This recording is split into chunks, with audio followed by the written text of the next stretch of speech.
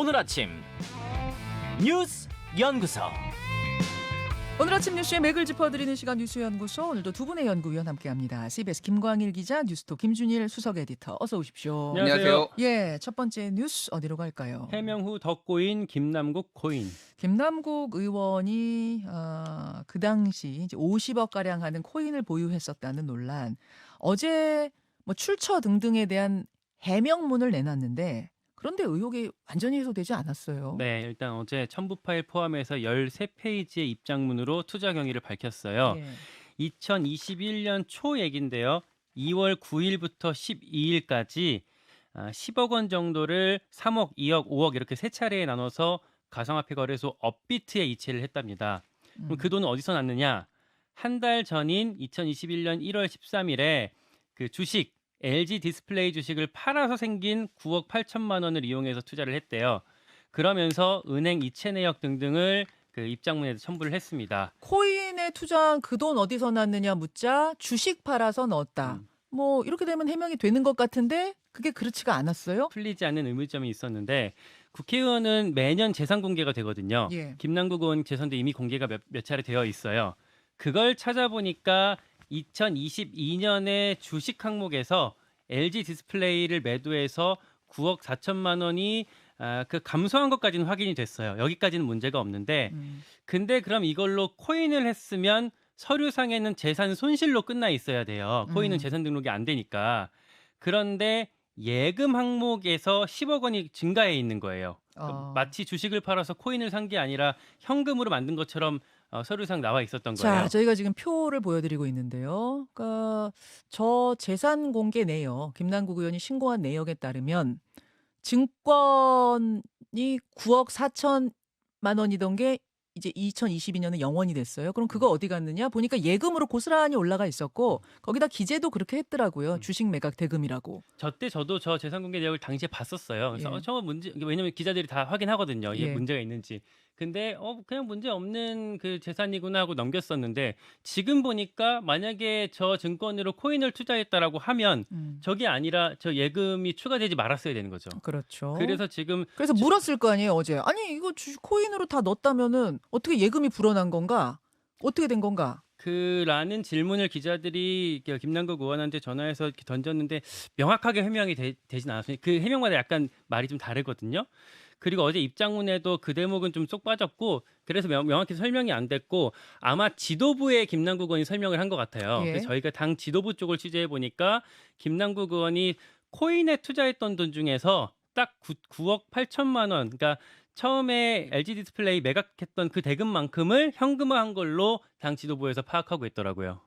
그러니까 언론에 지금 직접 밝힌 해명은 아니지만 아니에요. 예. 당 지도부에 당 지도부에서 물어봤을 거 아니에요. 그렇죠. 예. 그러자 거기에 밝힌 해명을 취재해 보니 네, 그 주식 팔아서 일단 코인 샀어요. 그런데 재산 신고 전에 그 코인 중에 한 9억 얼마를 팔아가지고 예금에 넣었어요. 네. 이렇게 해명을 했다고요. 아마 엄청나게 코인에서 많이 이득을 얻었을 텐데 그 중에서 일부, 그러니까 원금 정도를 떼서 현금화를 시켜놓았던 거죠. 그러면은 재산 신고할 때 가로 열고 주식 매각 대금이라고 쓰면 안 되잖아요. 코인 매각 대금이잖아요. 그렇죠. 그 부분에 대한 경위 설명이 지금 필요한 거고요. 그리고 또 하나, 김남국 의원이 지금 2021년 초를 설명했는데 그때는 아마 위믹스가 아니라 지금 문제가 되고 있는 위믹스가 아니라 다른 코인을 산 것 같아요. 왜냐하면 그때는 지금 설명하고 있는 가상화폐 거래소 업비트에 위믹스가 상장이 되기 전이었거든요. 예. 그래서 이건 이제 2022년 1월에 상장이 됐습니다. 그러니까 아마 위믹스는 업비트 말고 다른 가상화폐 거래소에서 사갖고 갖고 있다가 업비트로 이제 차후에 옮긴 걸로 보입니다. 그래서 그 상태에서 60억 원 규모가 됐던 거고요. 그걸 또 나중에 다른 거래소로 옮겼다고 어제 본인이 입장문에서 밝혔어요. 그리고 그쯤 이제 업비트가 이 과정이 왜 자꾸 돈이 왔다 갔다 하냐 해서 이게 거래가 비정상적이라고 보고 FIU에다가 신고하고. 보고한 것 같습니다. 결국 김남국 의원이 깨끗하게 해명을 하려면 그냥 거래 내역 공개하면 되잖아요. 거래 내역 이게 다 전자로 다 기록되는 거기 때문에 뭐 내역 뽑아달라고 그러면 순식간에 나올 텐데 지금 그렇게 하고 있는 건 아니죠. 아직 일부만 공개된 상황입니다. 자, 김준일 에디터. 네. 어제 김남국 의원의 해명, 그 후에 또 불거진 의문들 전체적으로 어떻게 보셨어요? 일단 두 가지 말씀드릴게요. 재산과 관련해서 먼저 예. 말씀을 드리면은 일종의 이제 코인 경제를 이제 불법은 아니지만 일종의 이제 공직자 재산 신고와 관련해서는 이제 깜깜이잖아요. 소위 말해서. 그러니까 예. 이제 뭐 지하 경제라고 얘기를 할게요. 그럼 지하 경제가 있고 지상 경제가 있는데 여기에서 다른 지금까지 의원들이나 공직자들은 이게 금액이 작았기 때문에 이게 뭐 전체적인 재산의 변동이 폭이 크지 않았던 거죠. 자, 공직자 재산은 매년 2월에 신고를 합니다. 김남국 의원의 재산 총액이 2021년에 11억 8천만 원, 2022년에 12억 6천만 원, 2023년에 15억 3천만 원으로 조금씩 늘었어요. 뭐 조금이라고 할 수 있는 1, 2억씩 늘었어요. 예. 근데 실제 지금 전체적으로 보면은 이 그 코인으로 번 돈은 뭐 몇십억씩 늘은 거예요. 근데 이거는 대상에 신고가 안 되는 거죠. 김남국 의원의 입장에서 보면은 매년 2월에 이 공직자 재산 신고를 할 때 돈을 맞춰야 될 필요가 있는 거예요. 그러니까 이게 너무 늘거나 너무 줄면 안 되니까 여기에서 는 거에서 일부 팔아가지고 일부 맞추고 이렇게 한 걸로밖에 안 보이는 거죠. 그러니까 지금 다시 한번 화면 좀 예, 예. 보여주세요. 그러니까 주식을 이게 영원이 됐으면 그 9억만큼이 어디로 갔는지를 다들 궁금해할 것이고, 근데 그걸 코인에 넣었다라고 이야기하고 싶진 않다 보니 그러면 그만큼을 빼서 예금에 넣은 거 아닌가라는 추정이 이게 가능하다. 왜냐하면은 1년 365에 24시간 추적을 하는 게 아니라 매년 2월 말에만 그렇죠. 딱 그 잔고 증명만 있으면 되는 거거든요. 잔고 증명만 있으면 되니까 그때 딱 넣었다가 다시 투자하면 되는 거예요. 그러니까 이제 이런 류의 이제 허점을 이용했다라고 볼 수밖에 없을 것 같아요. 이거는 지금 우리가 이제 상황이. 보면서 예, 예. 상황을 보면서 그렇게 추정을 한 거고, 여기에 대해서는 김남국 의원이 한 번 더 본인이 직접 해명해야 될 필요는 있을 것 그래서 같습니다. 이제 이용우 민주당 의원이 2021년 5월에 이제 공직자윤리법 일부 개정안을 발의를 했는데 1천만 원 이상 가상 자산에 대해서도 재산 신고에 해야 된다라는데 이게 계류 중이고 지금 안 되고 있어요. 그래서 이 법이 좀 빨리 통과될 필요가 있고, 김광희 기자가 얘기를 했지만은 자 2021년에 LG 디스플레이 9억 팔았잖아요. 예. 초에. 그리고 지금 조선일보 보도하고 이렇게 나온 그 60억이라고 된 거는 2022년 2월에 80만 개 당시 시세를 확인해 보니까 7천 원이에요. 네. 87에 56에서 대충 60억 원이거든요. 자, 이게 문제는 언제 들어갔냐라는 거예요. 이거에 대해서 해명을 해야 돼요. 그러니까 왜냐하면은 이 시세 변동이 어느 정도로 심했냐면은 2021년 초에는 개당 180원이었어요. 위믹스란 코인이 180원에서 400원 하다가 그해 11월에는 28,000원을 찍습니다. 이게. 180원 하던 게 28,000원까지 예, 갔어요. 28,000원 했는데 이 위메이드가 이거를 2천억 원어치를 시장에 던져버린 매물을 하면서 공시도 없이 그러면서 이게 폭락을 해요. 그래서 작년 초에 10,000원대로 떨어졌다가 김남국이 그때 뭐 보유했다는 그 시점에 7,000원, 그리고 3월 달에는 작년 3월에는 5,000원, 아마 3월 달에 5,000원 정도에 지금 팔고 나온 걸로 좀 보여요.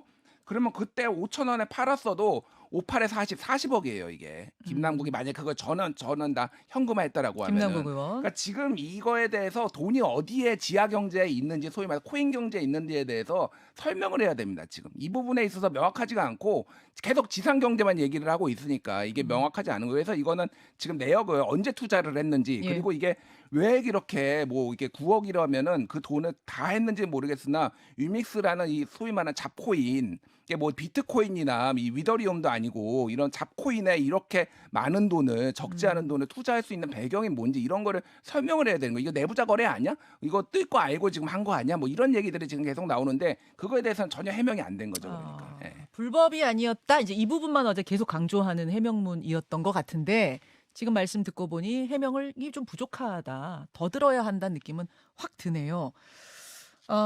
잠시 후에 이용우 의원을 저희가 직접 초대했습니다. 조금 전에 설명해 주신 것처럼 이 공직자들 코인도 재산 신고할 때 해야 된다라고 계속 주장해온 분이거든요. 잠깐 얘기 좀 들어보죠. 김갈 기자, 다음으로 갑니다. 오염수 시찰단 23일 파견. 예, 이건 뭔가요? 일본 후쿠시마 원전 오염수 시찰단의 파견 시점이 발표가 됐어요. 예. 5월 23에서 24일 1박 2일 동안 보낼 거라고 하고요. 구체적인 내용을 협의하기 위해서 이르면 이번 주 중에 한일 국장급 협의를 갖는다고 합니다. 시찰하게 될 인원, 세부 일정, 요청 자료 등등 협의할 방침이고요. 시찰단은 일본의 그 해저 터널, 오염수 방류 시설이거든요. 예. 이걸 직접 둘러본다고 합니다. 그리고 그 경제산업성 도쿄전력 이제 원전 운영사인데 여기 관계자들을 만나서 방류 계획, 안전성 검토 결과 등등을 듣고 질의를 할 거라고 해요. 예. 시찰단에는요, 그리고 원자력안전위원회 우리나라 원안이랑 그리고 산하기관 관계자들이 우선 포함될 걸로 지금까지 보이고 있습니다. 시찰단 파견. 어떻게 보세요, 김준일 에디터? 그러니까 이게 처음에 우리나라가 얘기가 나왔던 게 조사단이었잖아요. 그러다가 이제 시찰단으로 되면서 조사와 시찰에는 커다란 격차가 있다라는 거를 어제도 간단하게 말씀드렸습니다. 그러니까 이런 거예요.